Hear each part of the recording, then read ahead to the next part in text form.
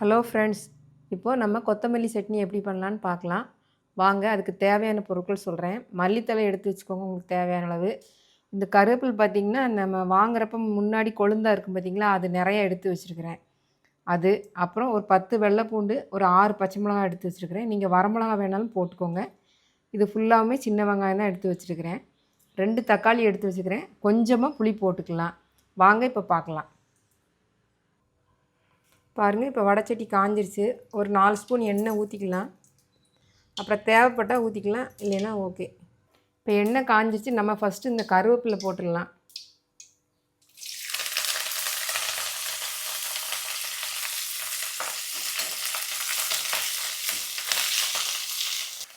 இப்போ பார்த்திங்கன்னா 1 நிமிஷம் கருவேப்பிலை வதக்கிட்டோம். இப்போ வந்து பச்சை மிளகாயும் வெள்ளைப்பூண்டு போட்டுக்கலாம்.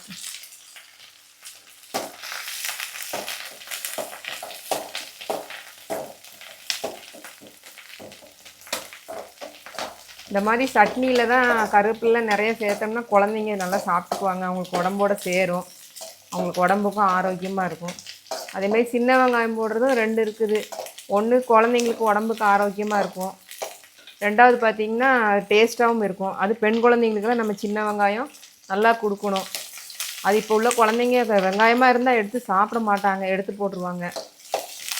ஆனால் இது வந்து அவங்க எடுத்து போட முடியாது, எப்படினாலும் சாப்பிட்ருவாங்க. என்ன தான் நம்ம வதக்குனாலும் இதில் ஒரு 10%னாலும் ஒரு சத்து சேரும்.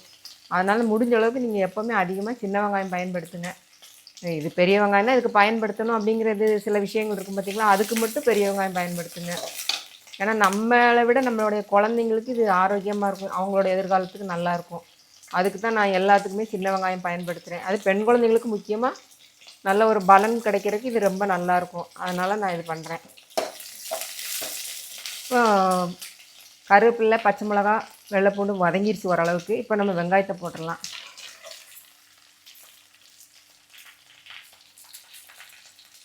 பாருங்கள், இப்போ நான் இவ்வளோ புளி போடுறேன், பார்த்துக்கோங்க.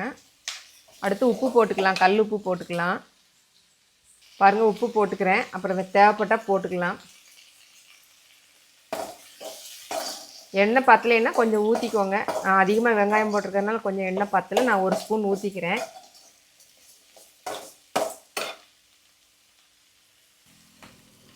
பாருங்கள், நான் 2 தக்காளி மீடியம் சைஸில் எடுத்து வச்சுருக்கிறேன். அதையும் நம்ம போட்டுக்கலாம்.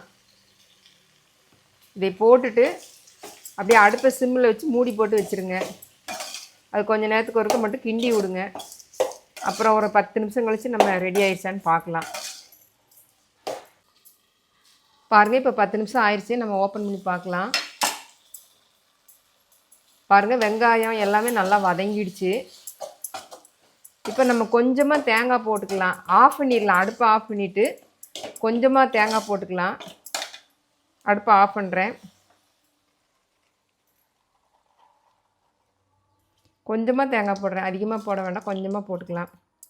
போட்டுட்டு இந்த மல்லித்தழை இருக்குது பார்த்திங்களா, இதை நல்லா பொடியாக நறுக்கி வச்சுருக்கிறேன். இதை அப்படி பச்சையாக போட்டுக்கலாம், வேக வைக்க வேண்டாம். ஏன்னா பச்சையாக போட்டோம்னா அது நல்லா உடம்புக்கு ஆரோக்கியமாக இருக்கும். அதுக்கு தான் இப்படி போட்டுட்டு அப்புறம் நம்ம ஃபேன் காற்றுலையோ இல்லை நார்மலாகவோ லேட்டாக பண்ணுறோம் அப்படின்னா மெதுவாக ஆற வைங்க. உடனே பண்ணணும் அப்படின்னா ஃபேன் காற்றுல நல்லா ஆற வச்சுட்டு நம்ம அரைச்சிக்கலாம். அரைச்சிட்டு அப்புறம் பார்க்கலாம். பாருங்கள், சட்னி ரெடி பண்ணிட்டேன். இப்போ வந்து நான் தாளித்து மட்டும் கொட்டுறேன். உங்களுக்கு பிரியம் இருந்தால் நீங்கள் வதக்கிக்கலாம். பெரிய வடைச்சட்டியில் தாளித்து அதில் கொட்டி இதை வதக்கிறதுனா வதக்கிக்கலாம். நான் வதக்க மாட்டேன், ஏன்னா அந்த மல்லித்தலையோட நம்ம பச்சையாக போட்டுக்கிறனால அதுதான் நமக்கு நல்லதுன்னு போட்டிருக்குறோம். அதனால் நான் இதை வதக்க மாட்டேன். நீங்கள் உங்களுக்கு பிரியம்னா நீங்கள் வதக்கிக்கலாம். ஆனால் தாளிக்கிறதுக்கு வந்து நல்லெண்ணெய் ஊற்றிக்கோங்க.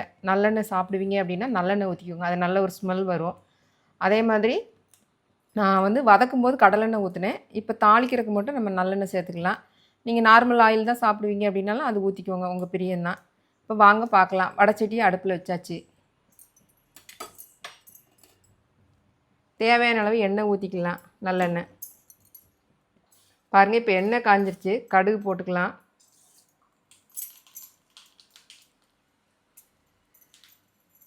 கருவேப்பிலை போட்டுக்கலாம்.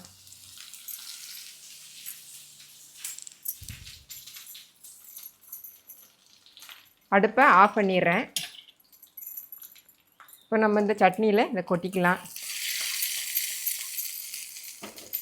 இது பார்த்திங்கன்னா இட்லி தோசைக்கும் நல்லாயிருக்கும். சாப்பாட்டில் கூட விரவி சாப்பிட்லாம். அப்புறம் பார்த்திங்கன்னா தயிர் சாப்பாடுக்கு ரொம்ப சூப்பராக இருக்கும். எனக்கு ரொம்ப பிடிக்கும். உங்களுக்கும் பிடிக்கும்னு நினைக்கிறேன். நீங்கள் செஞ்சு சாப்பிட்டு பார்த்து கமெண்ட் பண்ணுங்கள். நன்றி, வணக்கம்.